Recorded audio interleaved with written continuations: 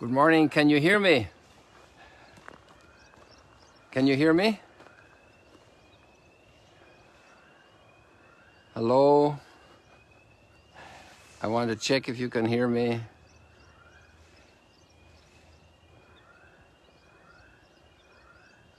You can hear me now? Good. Good. I just got confirmation that you can hear me. I apologize over the start without sound. I don't know how that happened. Everybody can hear me now? Just let me know, please. Yes, great. Thank you, Jane. So, people, I want to give you a practical little announcement. Today is the last day. We will have sunrise stroll and chat here in Galilee until probably the 19th in the morning. That's 10 days away. But it could also, I might have something for you in Jerusalem this evening. And I may have something for you then, maybe even Sunday evening, or at least Sunday week I'm talking about, or at least Monday week for sure, maybe sunrise stroll and chat in Jerusalem before coming back here to Galilee. So just want to say, wish you many blessings for Advent and many blessings for Christmas, but obviously we'll be in touch, God willing, before that if the Lord gives us life, and then we can proceed. So here we are in Magdala, your beloved Magdala, and we're here in a very special sky today. It actually rained last night, and then not too much. It was only an hour ago, actually. There might have been more earlier, and it's basically dried up again, but it gave a nice dousing to the sprinkling to the ground. So I'm happy to see this much color in the sky because I didn't anticipate that with the intense cloud we have.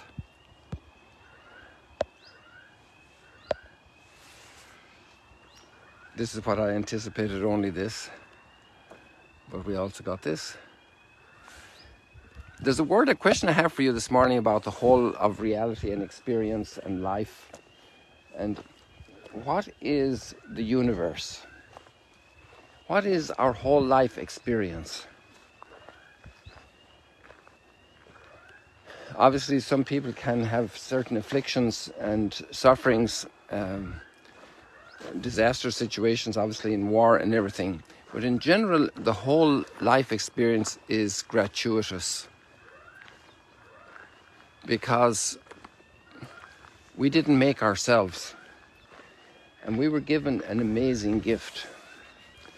And the readings today speak of gratuitousness. The word gratuity would be reduced in many places to mean just a tip. But there's something about that as well. We are completely gifted. And I want to go to the readings for a moment of Isaiah and also the Gospel. The last line of the Gospel is kind of what kicked off this thought.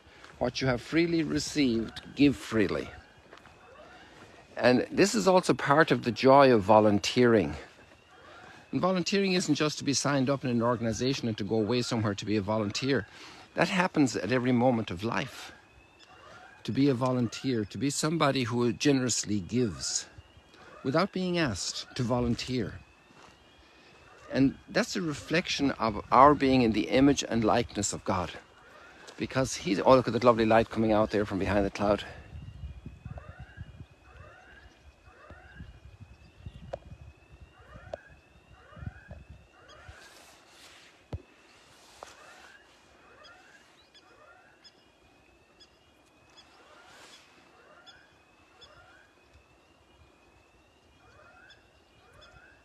So if we open up, the last line of the Gospel says, without cost you have received, without cost you are to give.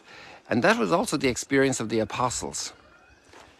And all the fishermen here from the Sea of Galilee, their experience with Jesus was they received a gift that they didn't pay for, they didn't ask for, they didn't plan. First of all, it disturbed their lives and they didn't want to receive it. They were reluctant. But they were receiving a huge gift with that invitation to follow Jesus. It came at a cost in another side because it meant they had to give up a lot of things, including their own comfort. But the blessing they received in return, even in this life, was huge.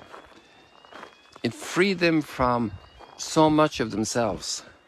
That's the extraordinary liberation of the gospel.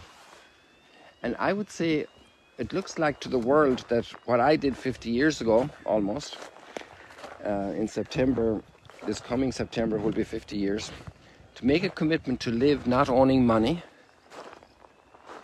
not getting married,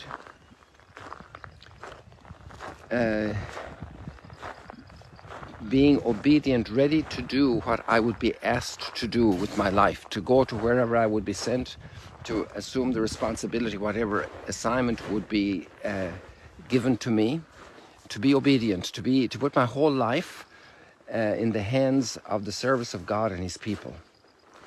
And that's a special type of formal commitment.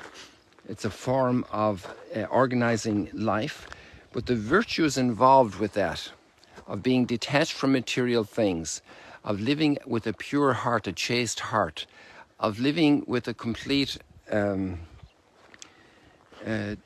availability to serve when we are asked to serve, to be obedient, to say, yes, here I am, I will do that for you. This actually is an ultimate freedom.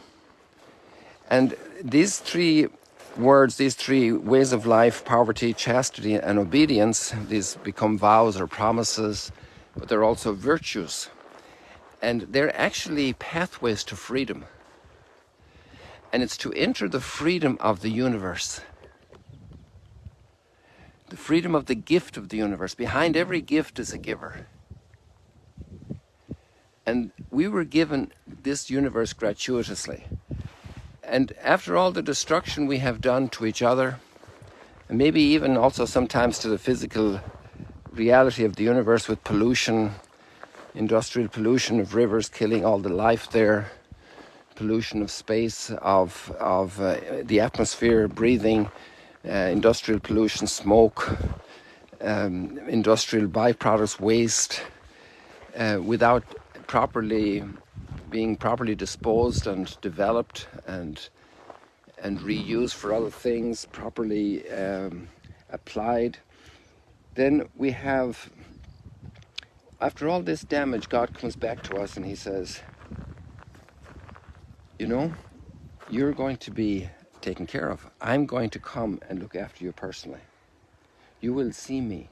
I will no longer be hidden. This is Isaiah today. And what I love about the farming images, you know, up here with the herdsman, with the cows and so forth, it says here, some beautiful images, you know. No more will you weep. He will be gracious to you. Graciousness, gratuitous.